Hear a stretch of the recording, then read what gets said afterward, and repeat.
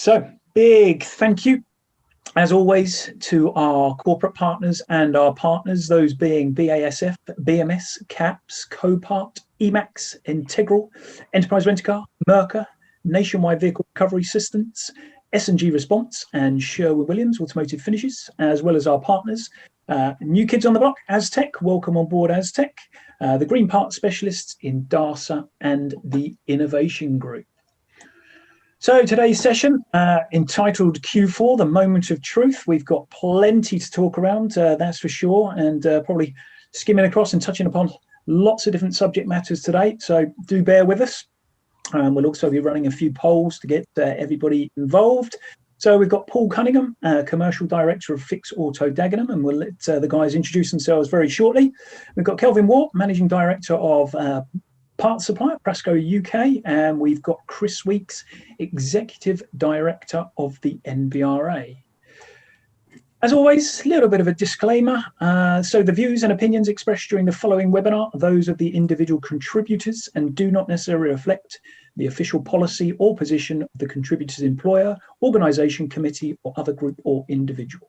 Please respect any all contributions, and we encourage you to join the conversation via the interactive functions available.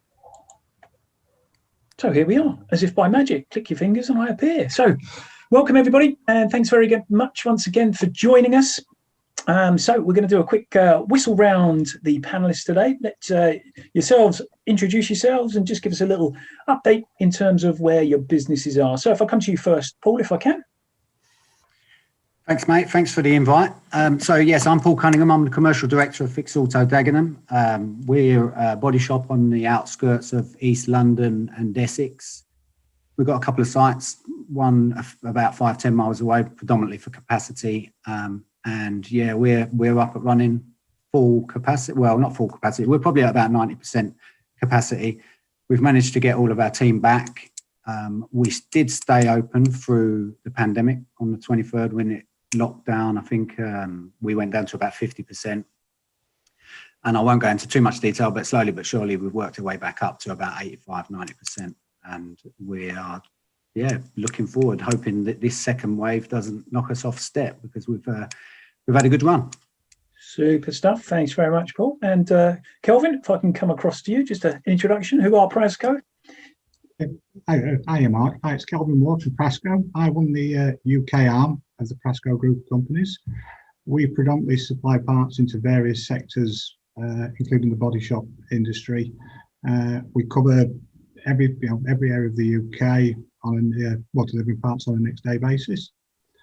Predominantly getting back to normal now. Capacity we're seeing is virtually there in terms of estimates coming through, the factors getting back to normal.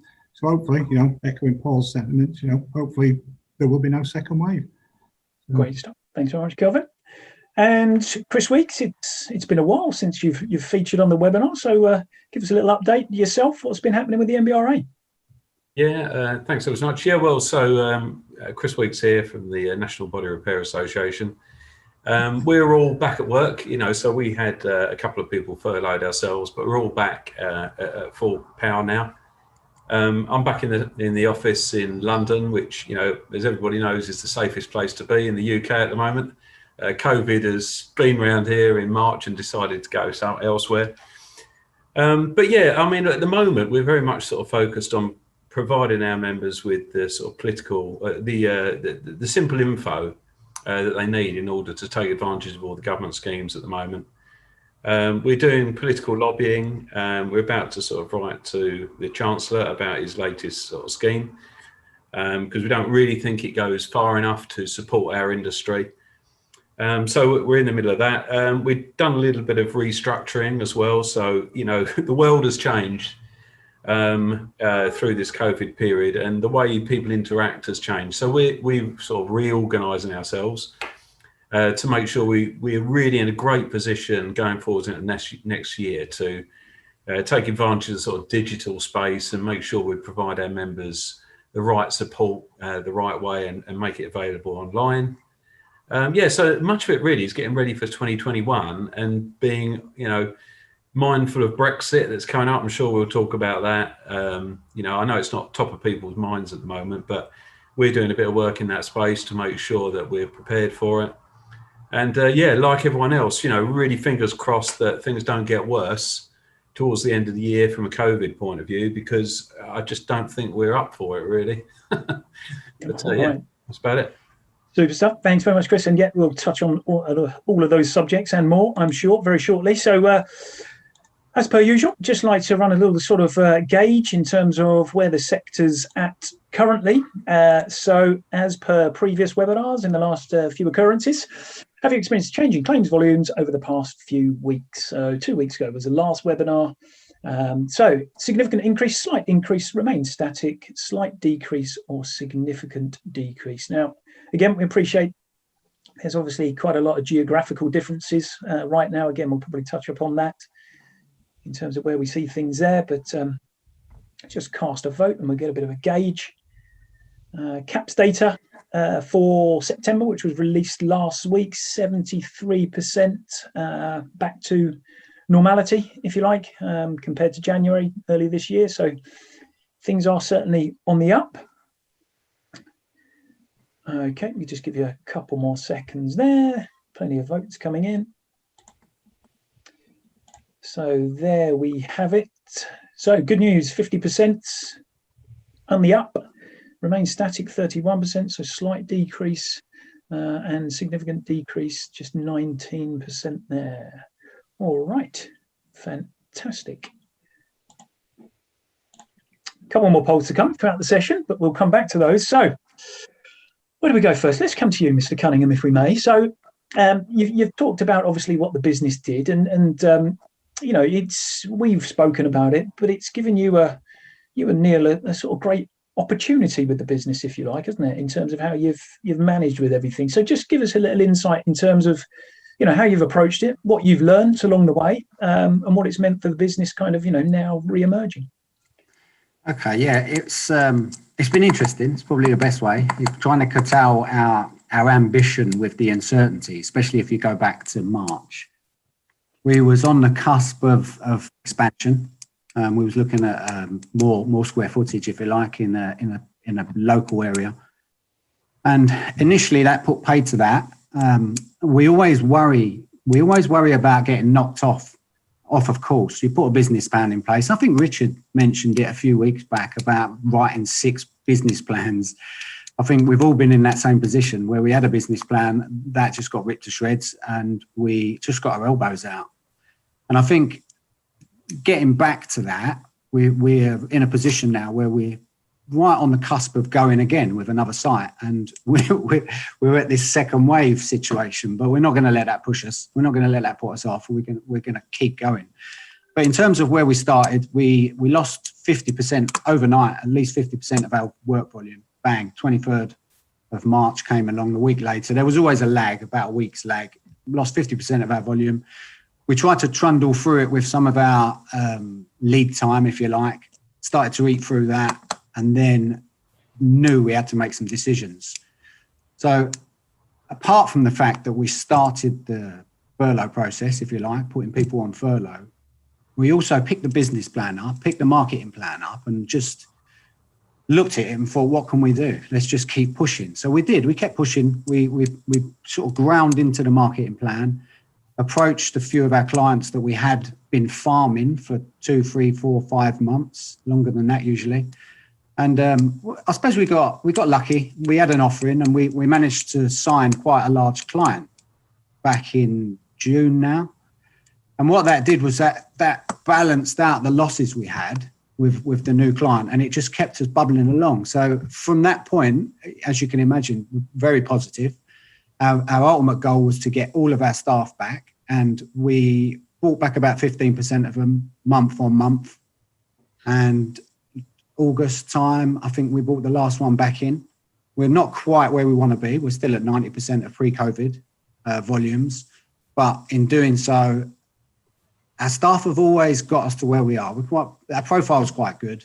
And our profile has always been built on looking after our team and training the team properly, growing the team properly. And that gave us the success that we've achieved over the last 10 years. So, like I said, we was desperate to get all our team back, and that was a driving factor for everything really that we've done in the last 6-8 months, and we've managed to do that. And I'm desperately hoping that this second wave doesn't slow us down again and make us use the new job retention scheme. I'm hoping it won't. I don't think it will at this stage, but we just don't know what's ahead of us. But yeah, like I said, really positive. We took the opportunity to delve into the business again. I think the team members are much stronger in terms of relationships because we've really had to pull together and work together. Myself, Neil, Scott, all the senior management team have stepped back into the business. And I think the guys appreciate the fact that we've got involved with their coalface, if you like, looked at it, researched it, looked how we can improve it, made life easier for them, made life better for them. And that's been our constant focus, get the team back and make their lives a little bit easier by introducing stronger lean processes, using the technology that we've got at our disposal. And it's been ultimately successful. We had all our managers in the other day ultimately and thanked them for all the work they've done and for working through what's been massively uncertain for them, whether it be health-wise or business-wise. So, yeah, really good. I'm really pleased with how it's gone, and we keep going. Let's not let it knock us off track and stay on point with our marketing plan and business plan. Super stuff. And you said at the moment it's kind of it's a little bit of a balancing act. You're temperature checking people when they come in, and any signs of anyone feeling a bit crook. We are, yeah. That's the obvious difference. That's the obvious difference we're seeing every day. Apart from the new processes and the challenges we've all had, all the COVID processes we've got in place in terms of temperature checks, signing risk assessments, wiping down, doing everything everyone else is doing. I won't bore you with it all because we ain't got a lot of time. But what we have seen is we've lost a few for days at a time. We've had some problems with the test and results coming back. I think a couple of our team members have had tests. They've come in, failed the temperature test. We've had to send them home. They've self-isolated. We've followed our process along those lines. We've rung them a sort of day, or stayed in touch with them throughout the day and the following days. They've got tests quite quickly. And then the test centres have lost them, so they've had to do it again. So we're losing staff for 3 or 4 days at a time. But I touch wood that we've been extremely, extremely lucky. We've not really had it come that close to us. We've not had a team member fall with it and be tested positive. So we do get them back, but they're the challenges. The challenges we're just losing staff randomly here, there and everywhere. But yeah, it's been interesting. They understand we're looking out for the whole team. So when they get sent home, they're pretty pleased to save the rest of the team from being a super spreader, I suppose. Yeah, absolutely. Great stuff. Thanks very much for that, Paul. Really insightful. And Kelvin, I'll jump across to you if I may, because you know, as I sort of said to you, we've not had really representation from your side of the world on the webinars in recent weeks. So just, again, give us a little bit of your story. It's a very different, obviously, side of the world that you're dealing in, but logistics-wise, you know, how does it all work, or how has it worked? To be honest, Mark, we started to plan for lockdown 2 weeks before we actually did. So all the staff went home. We put remote working in terms of, well, the office-based staff, you know, the people on the call centre. So when Boris decided, you know, we were locking down, we were already working from home. There was literally 2 or 3 office staff in just to deal with as daft it sounds, faxes, any issues with the warehouse. But what we did see when he did lock down was the business just finish.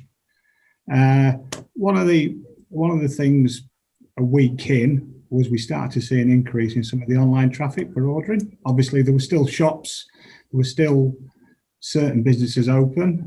With the shops, it was the people supplying parts for, you know, for key workers' cars. So we still felt we had to be in and deliver a service, you know, for them customers. We implemented, with the likes of TNT and DPD, we implemented a freight system. So, you know, goods were being collected. We had to reduce the cut-off time, you know, when you could, you know, last place your order. What we did see is a lot of shops say, look, don't worry about it, get the part to us within a 48-hour window. So we were able to adapt, change, and listen to what the customers were saying. Things got a lot better in April. It's second, third week, we started to see an increase in business. May was okay, all the way through to July, where I spoke to the rest of the team. We put some procedures in place. We've got temporary officers. We've actually spread all the office-based team out, and they're still spread out now. Obviously, to echo what Paul said, we temperature check everybody every day. We're cleaning everything. In terms of staff coming down with the virus, we've only had one. I think we've had two. We've had a driver that's remote based, but we seem to see a lot of people go down right at the very start of it. And as I'm speaking to you now, I've not had one person within the business, as I'm speaking to you now, that hasn't had it, touch wood, in recent weeks. Last thing we all need is a second wave. For me, business is back to normal. Everyone's back in. We're pushing ahead with some of the plans we've got for the rest of the year in 2021. It's all good, but like I said, it's an unknown quantity at the minute. So, just have to wait and see. But we're absolutely back to normal. Great stuff. Really good to hear again, Kelvin. And we'll come back to you on the sort of more logistic side of things, because you've got some fascinating sort of facts and figures for us. Just going to jump across to another poll. So it's been mentioned already a couple of times. But local restrictions. So from what we currently know about the 3-tier system, what impact will local restrictions likely have on the repair sector? Significant, moderate, minimal, or no change to the current? Again, just very much an opinion piece, people's thoughts at the moment. Some are obviously tuned in and probably going through this at the moment in the northern regions. So be good to get any feedback. Again, if there is anyone and you want to drop some information in the chat or ping through a question, that'd be great stuff to hear what is actually happening out there. All right. So we're in the poll there. I'll share the results. So 58% moderate, significant 17%. So I think it's fair to say there's quite a bit of sort of uncertainty out there, to say the least. And Chris, I'll come to you on that then, if I may. So, yeah, from an MBRA stance, what have we've heard from Paul, we've heard from Kelvin. We do know there's kind of, obviously geographical challenges, and there's been some geographical peaks as well in terms of work volumes and stuff. So just what you're seeing from the MBRA side of things. Yeah, I mean, for some reason, the government just seem hell-bent on, imposing these restrictions, don't they? I mean, I think the ordinary man on the street, you and I, a lot of the people on this, look at the data and can't quite understand the steps that the government are taking at the moment. The data doesn't seem to support it, but whatever way you look at it, they just seem absolutely hell-bent on doing it. So I think we need to be as prepared for it as possible. I guess, we've all got used to this sort of new normal, haven't we? And, we've lower volumes, with, people working from home. That's not going to go away. And it's definitely affected the amount of sort of claims frequency. You kind of like, even though people are working from home and they're using their cars while they're at home, I kind of liken it to just two people getting in a lift at once. They're just not going to bump into each other. And that's what it is. We've got our sort of traffic that's sort of spread all the way through the day. But yeah, we're constantly in touch with government. We're getting all the latest information that comes through. We're taking advice from legal experts, and we try to condense that as quickly as possible into sort of simple ways for our members to be able to take advantage of the new information. So, without a doubt, these local lockdowns are going to affect the industry again. But, survival is all about the ability to, take in information, adapt and change quickly. And if there's one thing you can say about this industry, it can adapt, and it does adapt really, really quickly. Look at the amount of survival that we've had through this whole COVID thing. You would have thought that sort of 20-30% of body shops across the country would have gone bust by now. and it's nothing like that. You know, they've done just amazingly well. You know, and in some instances, and it's been mentioned before, you know, even with reduced staff, reduced turnover, some body shops are making better returns than they ever were. You know, it's like the industry has hit the reset button. It's really looked hard at itself. It's looked at, you know, its revenues, it's looked at its costs, and it's really made the best of it. And we're coming out of it stronger than ever. Yes, there are definitely going to be some people that ain't going to make it through, which is really sad. But the ability to move quickly and adapt to change, I think, is going to be absolutely key to survival at the moment. Yeah, absolutely. Great stuff. Thanks for that, Chris. And Paul, I want to come to you in terms of that sort of adaptability that Chris has mentioned, because, you know, we are a resilient industry. We've proved that over the weeks, not only of obviously the pandemic, but, you know, years gone by. The industry evolves, the industry moves. You as a business, you know, we've spoken about kind of how you've moved the people and what you've learned individually. You got stuck back into the business, and, you know, how have you almost moved the business on, if you like? Is it processes? Is it more technology? Is it just more people skills? I think it's a mixture of all three, to be fair. You think, Chris mentioned our body shops are very adaptable, and we have to be agile, and we've had to be agile for 15, 20 years, let's be brutally honest. What I've seen is, obviously, when we furloughed the staff, we all dug in, and we had painters.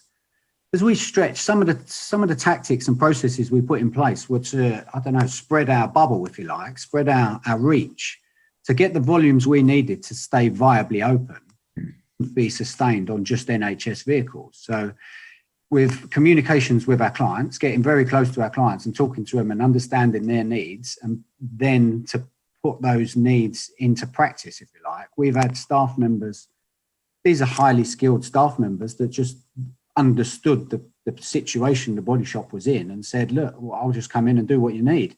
We've got painters going out driving. We've got drivers doing other things, helping out with the front line, and just where the business needs were, we filled those with the staff. And I think a massive advantage we've seen from it, and which will probably endure, is the multi-skilled aspect.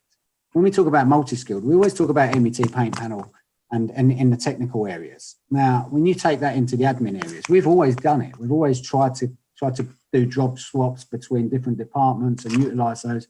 And that came into its own. That just came into its own at the time when we most needed them. And we had everyone ultimately getting closer to everyone as well. I was going out with painters. I don't spend more than, I don't know, a couple of hours a week speaking to our painters. And I'm now spending 4 or 5 hours a day with them, sitting in a car and understanding them and finding out what they need when we get back to normal. These are the conversations we was having. When we get back to normal, what do you need? What do you need in your department? What's in you at the moment? How can we take on board some of your feedback and make some changes? So inevitably, it was a massive win in that respect, because we took all of that information. I'd come back and I'd sit with the management team, Scott, Neil, and so on, and I'd say, I've just had a really interesting conversation with so-and-so. They'd do the same. We'd all come back and go, wow, who knew that? Sometimes we did. Sometimes the right people in the right roles knew, but most of the time it was great. Well, let's do that. And as such, we changed a lot of processes to go into the second point of it. So the people multi-skilled, which we changed a lot of processes. We introduced some technology, whether that be iPads, whether it be the way we do things on AutoFlow. We just broke down a lot of the processes that we currently had and said, well, why do we do it like that? And then you ask the 5 whys and you keep pushing why. And eventually you break it and you find a better way to do it. So we've seen that. We've seen a lot of the stress pre-COVID of running around and being a body shop, the usual body shop style of just being busy or trying to look busy so you don't get shouted at by the manager. They're gone. It's just a bit more relaxed because we've bought people a lot of time by introducing processes and technology. It's been if you look at taking some positives out of a really dark 8-9 months, I look around at the country and you just want to cry sometimes when you see what's going on. I found someone's been sleeping in a back shed around the back of my building today. And this is all because of the trials and tribulations around COVID and lockdown and what it's done to people. But I take so many positives from what we've done. And that's all you can do is just try and stay positive, try and listen to the team and take advantage of it. And I think the respect has come back as well. Who would have thought the commercial director or the operations or finance director was going to be driving with one of the team members or in the workshop, moving things around, getting cars in ovens and just getting back and getting stuck in. It was a massively beneficial thing. We've probably done it before in the past and got stuck in. You do your time measurements and your spaghetti mapping and so on and so forth, but you're not actually in there doing the job with them and being another pair of hands from them. So that'll endure. I think that'll endure. Our team is very, very much closer together than they were previously, and they've got a bit more time and they're a bit more relaxed. I see it. I walk around the business with a massive positive and a smile a lot of the time now when I look around.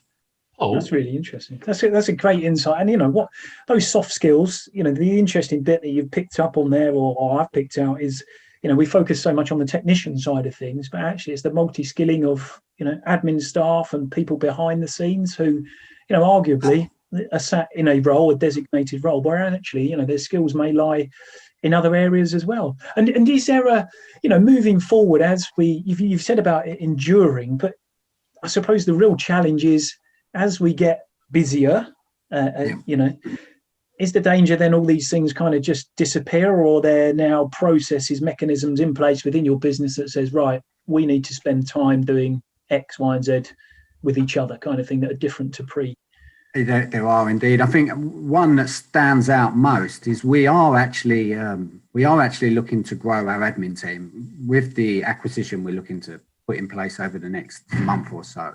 We are looking to grow the admin team, and out of COVID, we've redeveloped that BSA. We call them BSA, Business Support Administrator role, and we've just come to terms with the fact that role needs to be broader. And it is broader. We've written out a new job template, if you like, the tasks, the roles and responsibilities in those jobs. So that will definitely endure, and that's now part of our BSI people folder, if you like. So and that's the key thing is writing it down, turning it into a process that we refer back to before we go heads in. If we go head deep in employing a new team member, we go back and look at the map that we've just built and follow that. So yeah, definitely they will endure. Like I said, the senior management team have really bought into it. They've seen the benefits because they've been in the coalface, if you like, and they're anxious to let this go on. I won't let it slip. You know me, you know what I like and how I run the business, and I won't let that slip anyway, because it's just, you take the positives, you embed them. Don't get me wrong. There's that old adage that it takes 3 months to change. Not in this business, it don't. We won't let it. Can I just ask, did you lose any staff through COVID? Did you have to make people redundant? None whatsoever. None. Yeah, we had a driver right at the beginning.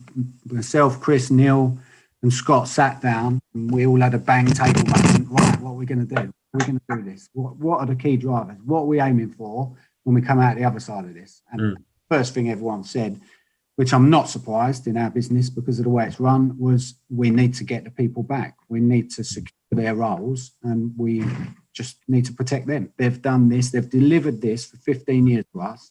Let's deliver something back. And yeah, I'm really... Sorry, Chris. Don't mind me just going a bit on that. I think you've done brilliant in that respect, but a lot of our members have had to lose quite a lot of staff, and you'll see it in the recent surveys that are coming out. Understand it. Stuff like that. And I think a lot of them have actually left the industry, because the volumes are down, there's nowhere else to go. Yeah. And they've left the industry. And, we were short of skilled staff before. Big concern is, it will get better than this, won't it? In terms of, I agree. It will get better than what it is. And not only that, I think the home working thing, as much as it is here to stay, there's a lot of noise about mental health. And, I think 4 in 10 office workers are working from home, are struggling with it. So I think there will be a bit more of a move back to that. And the big concern is that, when it does pick up again, we're just not going to have the people. It's going to be worse than ever. I completely agree. We know that. We're already having discussions about next year's apprenticeships Obviously, we didn't take any on this year, and we generally take 3 or 4 on a year. It's a process we have. It's like a people process, if you like, and a production line, we call it, a production line of people. So we obviously didn't manage to do that because March is usually the time we start looking to employ. We obviously battened down the hatches and we couldn't do it that year or this year. So next year in 2021, we're back on that trail. We know we've got to invest, and it will cost a little bit. Don't get me wrong. The business will have to pay for that somehow. And you know what the margins are like in these businesses, but we're not going to get knocked off of our plan. We're just not. No, I think the apprentice. I mean, a lot of the big firms I talk to are still heavily engaged in their apprentice programs. You know, I know there's some data that just came out really that sort of might suggest otherwise. And you look at the whole industry, but a lot of the big players are still very much invested in bringing on apprentices. I think auto raise will just be enormously important going forwards. I know they've had a rough period actually, because they haven't been able to get their normal fundraising through rallies and all the things that they'd normally do. It's been rough for them. But, you know what? I mean, I know I don't normally, I'm not normally sort of supportive of a lot of insurers, but a few of them, looking at the financial trouble that they've been in, a few of them, such as LV, eSure, Direct Line, and even FMG, the Ready Group, have stepped up and actually started to support auto raise with some cash injection. I think it's amazing. I really do. And, but I think it's incumbent on the rest of the insurers out there and some of the supply chain also to jump in as well and try and back up, because they are really going to do some tremendous stuff and we're going to need them more than ever, I think, next year. I completely agree. I think everyone needs to get behind auto raise at the moment. I completely agree with that. We obviously were founders at the beginning of that journey, and we are obviously advocates, clearly, with Chris's involvement and so on. But yeah, they've had a tough time, obviously, just the same as everyone else. But if we don't support that now, in a year, in 2 years' time, we're going to be in a bit of trouble, because you pointed out immensely correctly that the staff are leaving this industry. Leaving the industry, and with the skill shortage, everyone looked at Nationwide and thought, well, Nationwide will fall over, we're going to be awash with staff shortly. Unfortunately, that happened, and I massively feel for those guys that lost their jobs, and the ones that are uncertain moving across, and because it brings its own anxieties moving over and 2Ping across to a new business and so on. But ultimately, we are still going to have that skill shortage. At the end of this pandemic, nothing will be changed. There'll be team members that are still aged, shall we say, and will be looking to retire. And there's enough coming through the bottom. Hence why we're not letting it knock us off track, and we're going to keep employing apprentices and endure that cost or suffer that cost, however you want to put it. But we don't see it like that. We see it as investment for the future. If we don't, then you know what's going to happen with Brexit. We're probably going to touch on that shortly. Brexit going to come in. The migrant workers that have been coming over for the last 5-10 years are slowing down already. They slowed down 2 years ago when the vote came.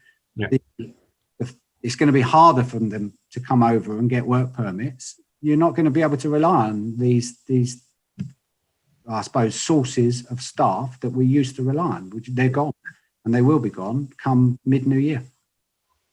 Yeah, and that's, that leads us nicely on. It's almost as if we planned it, but we didn't.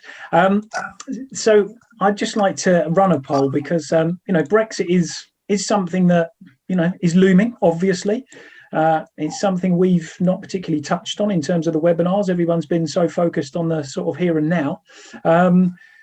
But just a little kind of, if you like, taste from the industry. So what level of consideration are you giving to Brexit and its potential implications within your business at present? Again, just a little bit of a gauge in terms of where businesses are. I know Chris has done some bits and pieces recently via the MBRA, and we'll come back to you, Kelvin, in terms of all the work you've been doing in kind of preparation with the parts and things, because it's a fascinating tale. But it'd be good just to get a little bit of a gauge in terms of where people's heads are at. I don't mind starting. I started to look at Brexit probably 2.5-3 years ago. Obviously, being part of a European business is quite important for me. That's all right. So, there's the results had just come in. So, What have we got? 60% either high or medium considerations, 36% low, 4% not a consideration at the moment. So interesting. Yes, Kelvin, sorry, carry on. Where? Yeah, sorry. So like I said, I've been planning for Brexit, for the last 2.5 years. Obviously, being part of a European setup, it's quite important to us. The vast majority of my range comes from the Far East. So obviously, I don't personally think I'll be too affected with it all. But there's obviously still certain parts that I buy through the major warehouse. What we did decide to do is set up a consolidated purchasing team over in the Far East. So such as suppliers we don't particularly buy a lot of product from. We have a team out there which is able to predominantly put 3 or 4 suppliers into one container. So so we can, so we've got more of a range. Going back to some of the conversations we had earlier, we looked at missed opportunity. That's what we've done, during the pandemic. We looked at where we could improve things. What could we add to the range, and that's where my guys have been spending, most of the time. Obviously, until we've actually got a deal across the line, nobody knows. We don't know. We don't know if there's going to be a tariff or not.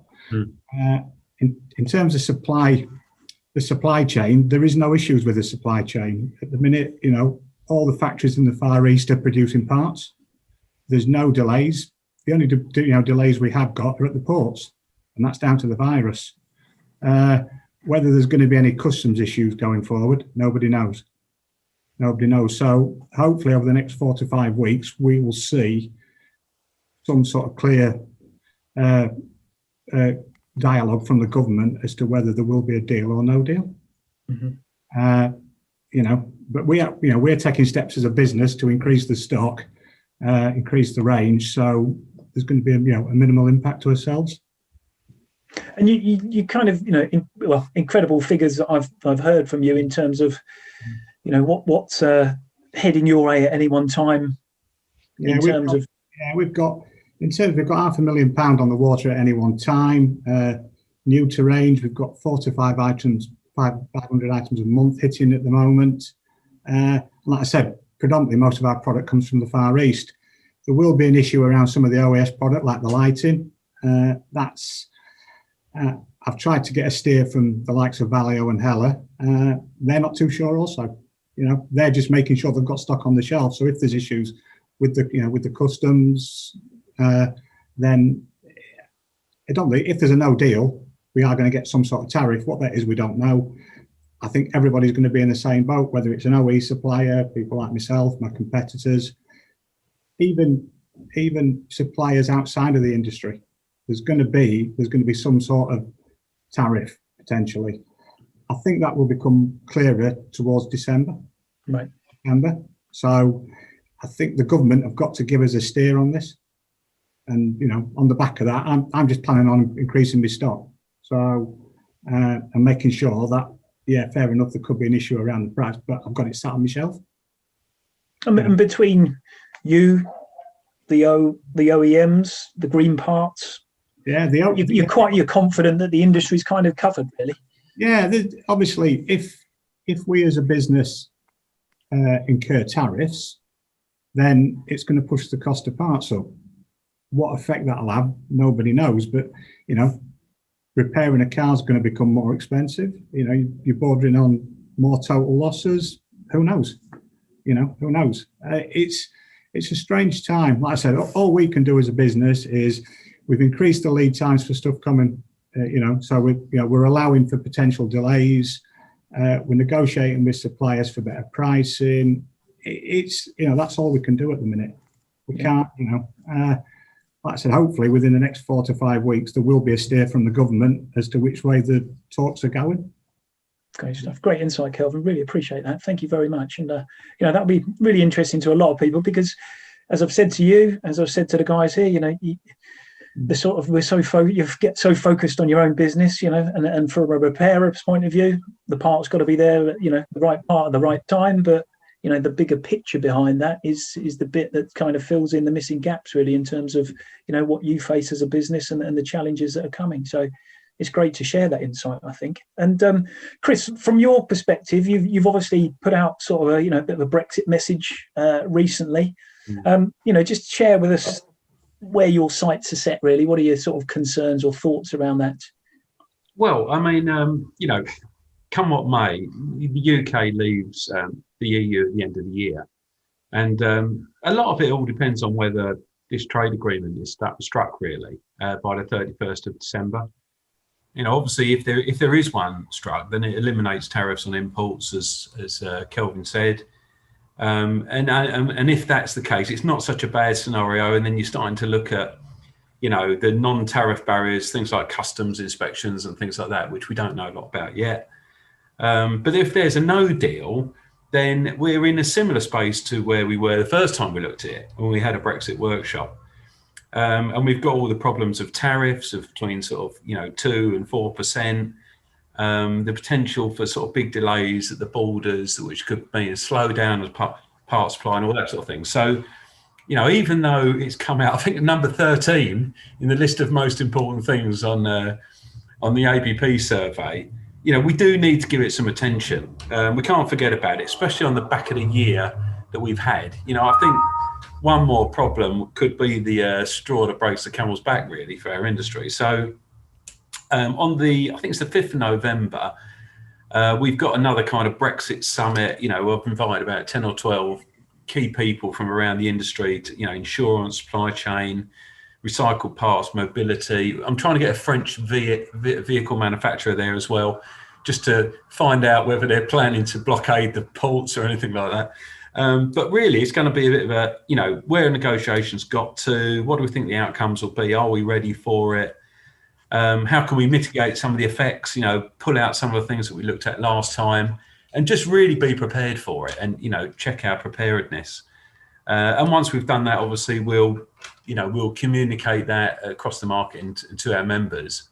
But yeah, we just can't forget about it, really. We've also got a political correspondent coming as well, a guy called Adrian Pepper, who hangs around the bars after 10 p.m. at Westminster, talking to MPs, getting the inside track on what's going on. So it should be a really interesting sort of meeting. Great stuff, Chris. And Paul, from your perspective, you know, as a repairer, you know, does Brexit figure on your sort of radar at the moment? Is it something you're looking at? It does, obviously less so to Presco, to Kelvin. Obviously, before, it's funny how quiet it's gone in terms of the industry. I think pre-COVID, we was hearing how paint companies, part companies were stockpiling, and they were worried about it. They're bringing loads of parts over, opening warehouses in the north and all over the place, and just bringing loads of stuff over and being prepared, if you like. And we might have eaten some of that stockpiling during the pandemic anyway. But for us, I think the biggest, the age-old noise is mobility. If we're going to get delays, if delays are going to affect us, because ultimately that's all we worry about. You mentioned it a minute ago.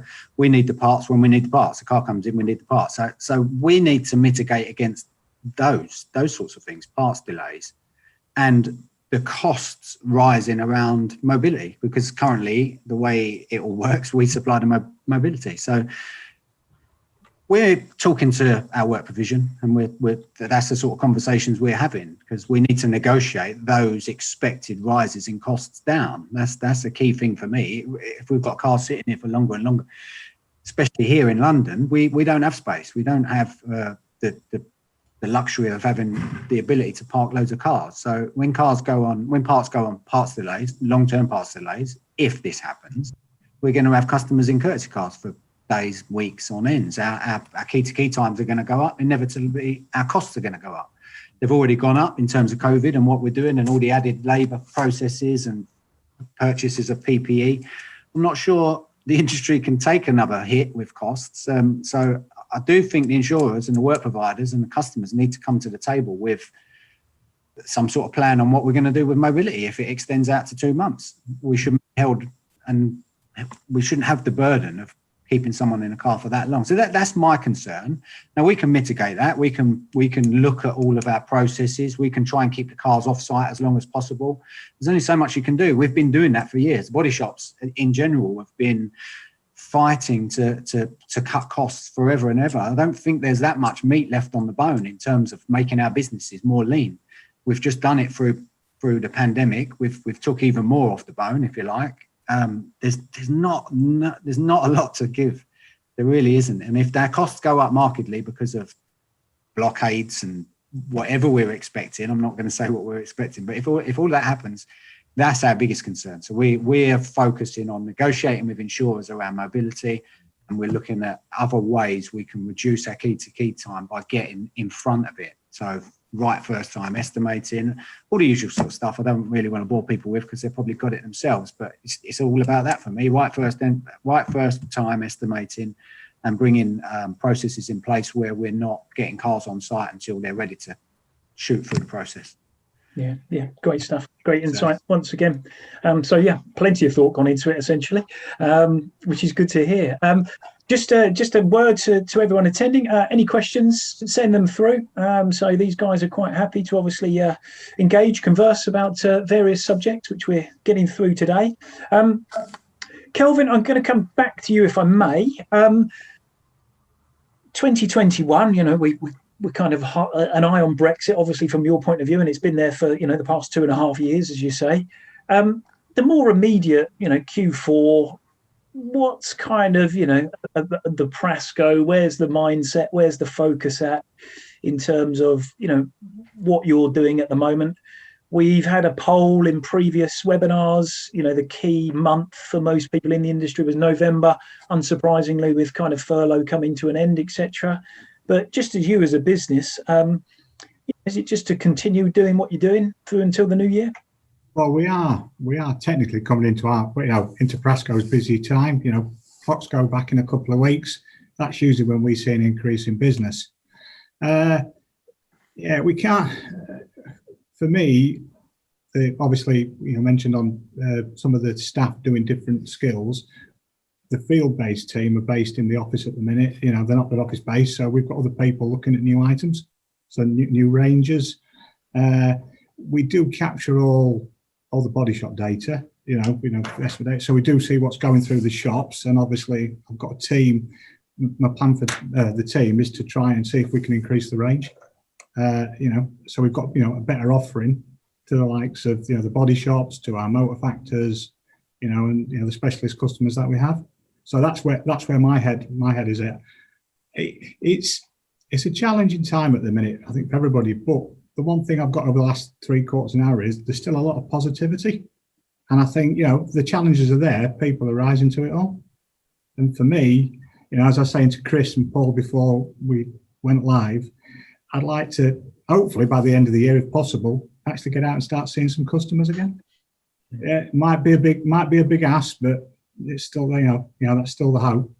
So, you know, and that's where we are. You know, my field-based people, they're itching to get back out. They miss dealing with the customer. So, you know, every day, do you think we can start to trickle out? And I said, no, you know, let's just leave it as it is. But, you know, we're raring to go for 2021. So we'll bring, you know, whatever comes at us, we'll deal with. You know, we'll deal with. And obviously, you know, there's always a solution. That's what my Italian partner says to me. There's always a solution. Well, it's certainly nice to have that ringing in your head all the time, especially during sort of recent times, that's for sure. Chris, again, you know, Q4, you know, November is the month that's been indicated. You've already sort of talked about sort of the new job retention scheme and things, but, you know, do you think we're going to see a big shake-up towards the end of the month? Well, you know, I mean, I think there's going to be a further exit of skilled staff, I think, sadly. You know, the job support scheme, you know, it's been well recognised that I don't think it's quite the same as the job retention scheme.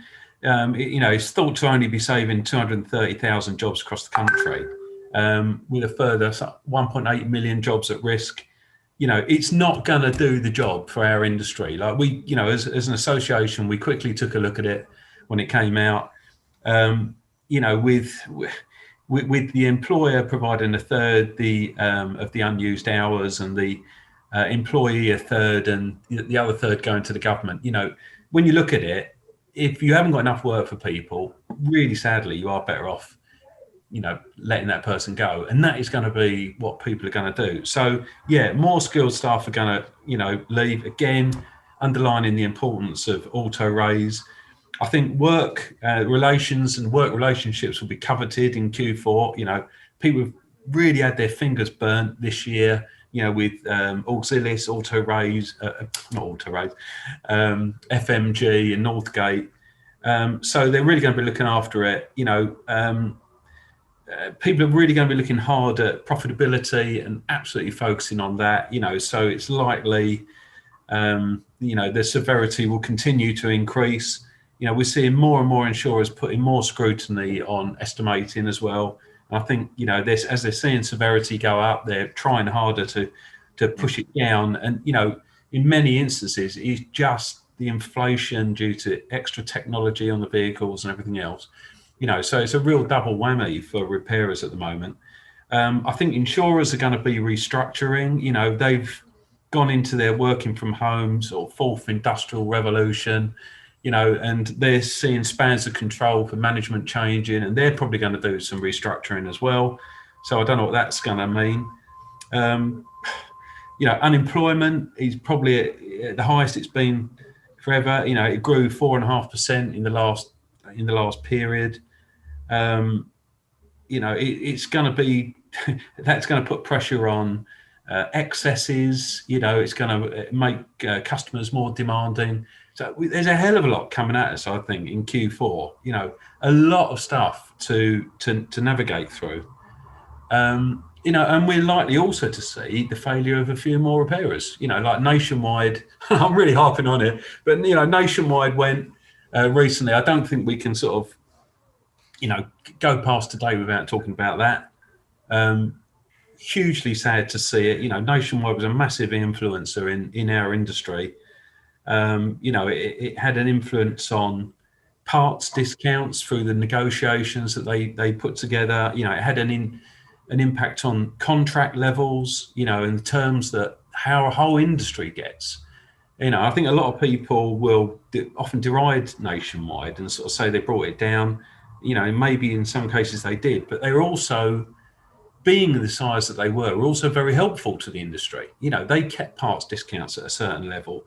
And they did refuse a lot of contracts because they knew they wouldn't make money on them, you know, and that to some degree held things up. And they also, you know, managed to keep hold of a lot of really, you know, high profile customers for many, many years, you know, so they were doing a great thing. But, you know, that's created a massive change, isn't it? You know, with their 100,000 jobs coming out and 70,000 sort of ready Northgate going into that new old network. So yeah, it's a bunch of stuff. I think really super sad for all the creditors. I think there's like 20 million out there. You know, there must be some absolutely desperately sad businesses out there that are owed a hell of a lot of money. So it's incredibly sad. But, you know, from what I hear, you know, people Nationwide were great payers all the way through. You know, and I can't imagine for a moment this was a cynical move on their part to get away from big liability. You know, if there was any way Nationwide could have traded on, I think they would have done. But, yes. You know, it is what it is, unfortunately. Well, you've summed the industry up there in the space of about 5 minutes, I think. So it sounds like we've got a lot to look out for in Q4. I think Paul, loads, yeah. Just skip across to you. So from a repairer's perspective, Q4 for you, you're in you know, touch wood, a good place right now. Yeah, well, where are your kind of, you know, sights set? After listening to that, I feel a little bit different. I'm going to put that knife away. I think I'm going to cut my wrists. I'm going to raise it up a little bit. To be fair, I'm not going to put my head in the sand. What Chris says is all valid and very, very true. We've got a lot coming at us. We know that. I think we started the segment off talking about agility. It's probably a good point at the end of it to talk about agility again. And that's what we'll do. We'll just keep moving. We'll keep moving the goalposts. And I suppose this quarter, our real focus is the expansion, I suppose. That's where I'm going to be. That's where I'm going to be absorbed. Like I said, I'm not going to put my head in the sand. We've got to keep an eye on this second wave or the possibility of it coming to London. That's going to try and knock us off point. And I'm going to just try and keep the business on point and keep moving in a straight line. We are going to get pushed left and right a little bit. I know that. I can see it. We've dealt with that for the last 9 months. We'll do it again. But yeah, my focus will be keeping the opportunities going for my team. My team's grown. There's a lot of expansion in them and growth in them. And by us expanding, we're basically opening opportunities for those guys. So that's going to be my focus. Keep the opportunities coming for the guys that we've got that have done everything for us in the last 10 years and not get pushed too far left or right by this second wave.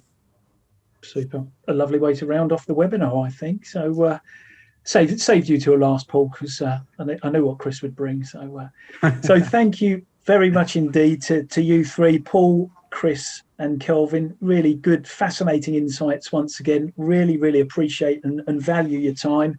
Appreciate everyone for tuning in once again.